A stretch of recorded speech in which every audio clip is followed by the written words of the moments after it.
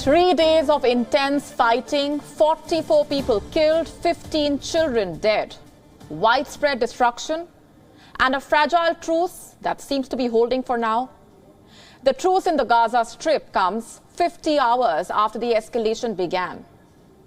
On Friday, Israel launched its operation with a strike on a leader of the Palestinian Islamic Jihad. Israel said the attacks were in response to threats from the group. It came days after Israel arrested a senior PIJ member in West Bank. The Islamic Jihad responded to this by firing hundreds of rockets into Israel. However, most of these rockets were intercepted by Israel's Iron Dome system. According to Israel, 1,100 projectiles were fired from the Gaza Strip. 200 of them are said to have landed inside Gaza. A second senior Islamic Jihad leader, Khalid Mansour, was killed by Israel on Saturday. By Sunday, the violence had escalated. 44 Palestinians were killed, including 15 children. Gaza blamed Israeli aggression for the violence, while Israel said it was only hitting Palestinian Islamic Jihad targets. The escalation was the worst that the Strip has seen in the last 15 months, especially since the 11-day war that Israel and Hamas fought in May last year. I was at the grandfather's house when suddenly the rubble started to fall on us and we started screaming, and the neighbors came to rescue us. The house was overcrowded with no less than 22 members, and around it there were 6 houses that were all damaged, and this happened without a warning. The Palestinian Islamic Jihad was founded in 1981 by Palestinian students in Egypt. Their main aim was to establish a Palestinian state in the West Bank. The group is allied with the Hamas. Most of them have a background in the Muslim Brotherhood and want an Islamic Palestinian state. But the PIJ is vastly outnumbered by the Hamas. The PIJ has been designated as a terror group by the West. But unlike the Hamas, the PIJ has refused to join elections. It also has no ambition to form a government in Gaza or West Bank. The group is also heavily funded by Iran, just like Hamas. Israel's explicit focus on attacking the PIJ seemed almost intentional. Many say it was intended to convince Hamas to stay out of the fighting.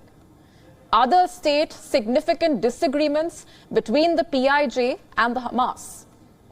This latest clash almost looked like a prelude to the previous Gaza wars, though Hamas managed to stay out of this conflict. The fighting came to an end on Sunday after a ceasefire mediated by Egypt. Egypt has often been a crucial stakeholder in Gaza, mediating previous truces between the Jewish state and Hamas. Both Israel and Hamas thanked Egypt for brokering the ceasefire, while both sides called the operation a success. The enemy aimed to break Islamic Jihad, but we didn't break. On the contrary, we made an achievement. We forced the conditions that we started the battle for with the enemy. This is how simple the deal was, and the achievement is clear. Celebrations broke out in the Strip after the ceasefire announcement. While both sides have agreed to the truce, the situation continues to remain fragile. The Gaza Strip is home to about 2 million people. It is one of the most densely populated areas in the world. So there were fears about humanitarian aid reaching the Strip during the fighting. As the truce holds for now, restrictions on Gaza have been lifted. Major crossings have been opened. Fuel is being delivered to Gaza's power plant. The ceasefire would also allow Palestinian workers to return to jobs in Israel. As for Israel, many are calling this a political gamble by Yair Lapid that seems to have paid off. The caretaker prime minister took a gamble by launching the preemptive strike. What he counted on was Hamas staying out of the fight. This would allow Israel to weaken the Palestinian Islamic Jihad while avoiding a full-blown escalation in the Strip. Throughout the fighting, Lapid too refrained from mentioning Hamas. At the same time, this short military campaign has won him some political points at home. Yair Lapid lacks the security credentials that Israelis often seek in their leaders. For him, this was a glaring weakness ahead of the November election, especially since he was facing off against Benjamin Netanyahu, who is known to be a security hawk.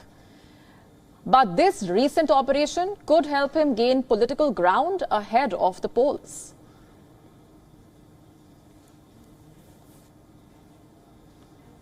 And with me live on the broadcast this minute is Yoni Ben Menachem. He is a senior political analyst from Jerusalem. Yoni, thanks very much for being here with us. The truth holds for now, but the situation continues to remain fragile. What is the latest on the ground? The latest on the ground is that Gaza is slowly returning to normal life. Israel opened the crossings and bringing oil to the Gaza Strip. Tomorrow, about 15,000 workers from Gaza will be allowed to go into Israel to work. But the situation is fragile because the leader of the PIG, leader of the Islamic Jihad, Ziad al-Nahala, he already announced that he gives only a week to Israel to implement what he claims that Israel committed to the Egyptians, as this is to release two prisoners. One, his name is Khalil al-Awawda, is on hunger strike in Israeli prison. And the other guy is Bassam Saadi, is a senior PIG activist that was arrested in Jenin. And actually, it's some sort of an ultimatum to Israel. And we'll see what will happen within a week's time. Israel said that it did not commit to Egypt to release these prisoners, and there are no chances that these prisoners will be released. So the tension is still in the air. Right. Many are calling this a political gamble by Yair Lapid that seems to have paid off by launching the preemptive strike. What is your view on this? I do not think so. I think that definitely because this operation was military-wise successful, I'm sure that Yair Lapid, the new prime minister, will use it in his political campaign. I don't have any doubt about that. But the reason for going to this military operation was actually, it started with a preemptive strike of the Israeli army on a group of Palestinians who were planning terror attacks towards the Israeli settlements on the border of Gaza.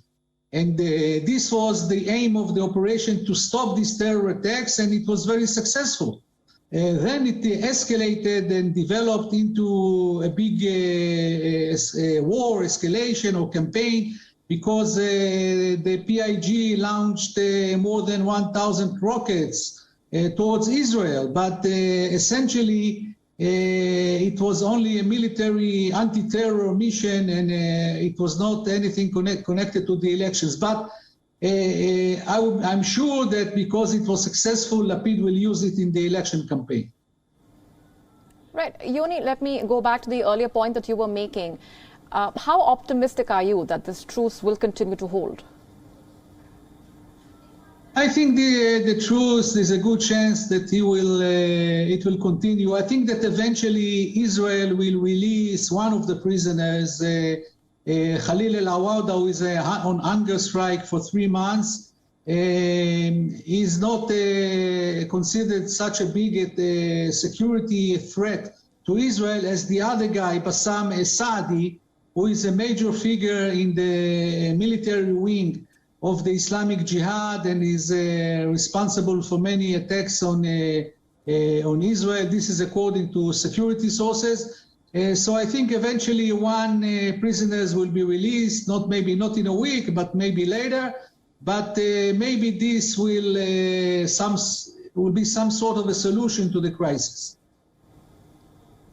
Yoni, appreciate very much your being here on the broadcast with us. Thank you. Thank you for having me. Thank you very much. WION now available in your country. Download the app now. Get all the news on the move.